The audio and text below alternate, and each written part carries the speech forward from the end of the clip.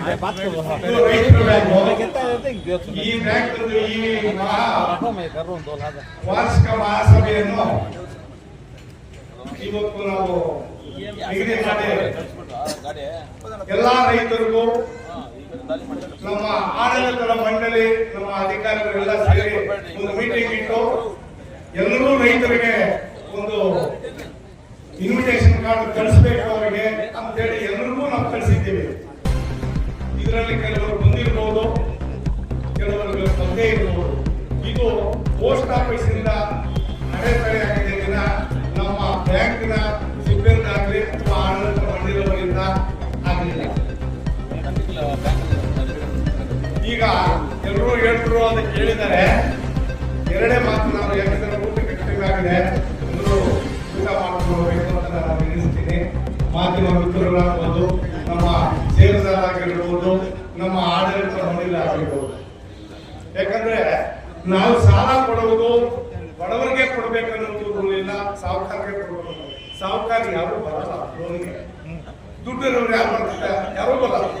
ದುಡ್ಡು ಹಿಂದೆ ಇರತಕ್ಕಂಥವರು ರೈತರು ಏನೋ ಒಂದು ಅನುಕೂಲಕ್ಕೆ ರೇಷ್ಮೆ ಬೆಳೆ ಮಾಡೋದಕ್ಕೂ ಅಥವಾ ರೇಷ್ಮೆ ಮನೆ ಕಟ್ಟೋದಕ್ಕ ಅಥವಾ ಸೀಮೆ ತಗೊಳ್ಳೋದಕ್ಕೆ, ಸೀಮೆ ಕಟ್ಟಿಕೊಳ್ಳೋದಕ್ಕೆ ಅಥವಾ ಜಮೀನು ಲೆವೆಲ್ ಹಾಕೋದಕ್ಕೆ, ಜಮೀನು ಹಾಕೋದಕ್ಕೆ ಇದಕ್ಕೆಲ್ಲ ಬರ್ತಾರೆ. ಬಂದವರಿಗೆಲ್ಲರೂ ನಾವು ಕೊಡೋದಿಲ್ಲ. ಜಮೀನು ಇರೋರು ಆ ದಾಖಲೆಗಳನ್ನು ನೋಡಿ ಆ ಏರಿಯಾ ನಿರ್ದೇಶಕರು ಇವರು ಕೊಡಬಹುದು ಅಂತ ಹೇಳಿದ ಮೇಲೆ ಅವರು ಸೈನ್ ಮಾಡಿದ ಮೇಲೆ ನಾವು ಅವ್ರು ಕೊಡೋದು.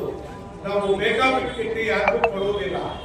ಈಗ ಸುಸ್ತಿಯಾಗಿರೋರು ಯಾರಂದ್ರೆ ಸುಮಾರು ವರ್ಷಗಳಿಂದ, ಈಗ 20-30 ವರ್ಷದಿಂದ ಅವರು ಸುಸ್ತಿ ಆಗಿರೋರು ಹಾಗೆ ಇದ್ದಾರೆ. ಅಂತವ್ರಿಗೆ ನಾವ್ ಏನ್ ಮಾಡಿದ್ದೀವಿ ಅಂದ್ರೆ ನಮ್ಮ ಸಿಬ್ಬಂದಿಯನ್ನು ಕಳಿಸಿದ್ದೀವಿ, ನಮ್ಮ ನಿರ್ದೇಶಕರು ಆ ಏರಿಯಾವರು ಹೋಗಿ ಹೇಳಿದ್ದಾರೆ, ನಾವು ಹೋಗಿದ್ದೀವಿ. ಬಟ್ ಈಗ ಹೋದ್ರೆ ಮನೆ ಹತ್ರ ಕೆಲವು ಏನಂದ್ರೆ ಸಿಬ್ಬಂದಿ ವರ್ಗದವರು ನಮ್ಮ ಮನೆಯವ್ರಿಗೆ ಯಾಕೆ ಬಂದ್ರು ಗಲಾಟೆಗಳು ಮಾಡಿದ್ದಾರೆ. ಅವ್ರು ಅಲ್ಲಿಂದ ಫೋನ್ ಮಾಡಿ ನಾನು ಕೊಟ್ಟರು, ಅಣ್ಣ ನಮಸ್ಕಾರ ನಾವು ಹೇಳಿದ್ದೀವಿ, ಬಂದಿದ್ದಾರೆ, ನೀವು ಲೋನ್ ಕಟ್ಟಬೇಕು, ಈ ಡೇಟ್ ಒಳಗಡೆ ಕೊಡಿ, ಕಟ್ಬಿಡಿ ಅಂತ ಹೇಳ್ತೀವಿ. ಯಾಕಂದ್ರೆ ಅವರಿಗೆ ನಮ್ಮ ಬ್ಯಾಂಕಿಂದ ಕೊಟ್ಟಿರೋದು 3%, ಸರ್ಕಾರ 9% ಹಾಕಿ ಬ್ಯಾಂಕಿಗೆ ಕಟ್ತಾರೆ ಸರ್ಕಾರಕ್ಕೆ.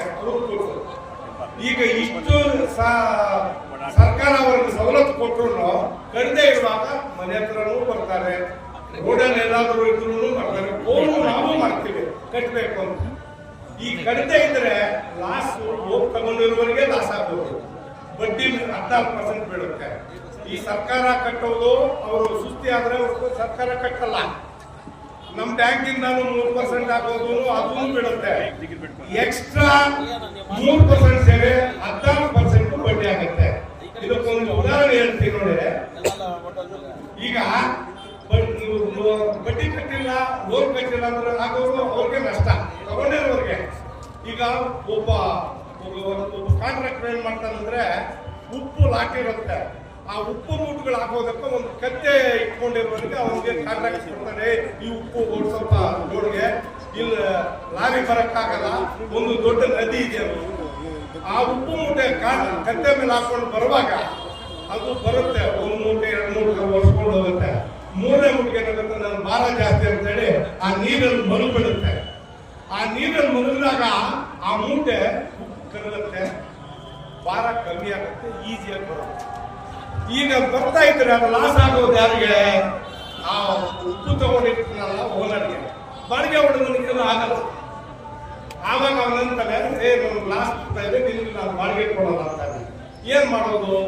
ಈಗ ಉಪ್ಪು ಬೇಡ ಅಂತ ತಕ್ಷಣ ಹತ್ತಿ ಮುಂಟೆಗಳು ಮಾಡ್ತಾನೆ. ಆ ಹತ್ತಿ ಮುಂಟೆ ಹಾಕೊಂಡು ಕತ್ತೆ ಮೇಲೆ ಬರುವಾಗ ಅದು ಅದೇ ಜಾಗ ಬಂದು ಕೂತ್ಕೊಳ್ಳುತ್ತೆ, ಮಲಗುತ್ತೆ. ಆ ಮಲಗಿದಾಗ ಈ ಹತ್ತಿ ನೀರು ಜಾಸ್ತಿ ಇರುತ್ತೆ, ಭಾರ ಜಾಸ್ತಿ ಆಗುತ್ತೆ. ಅದೇ ರೀತಿ ಸಾಲ ತಗೊಂಡಿರೋರಿಗೆ ಕಟ್ಟಿಲ್ಲ ಅಂದ್ರೆ ಭಾರ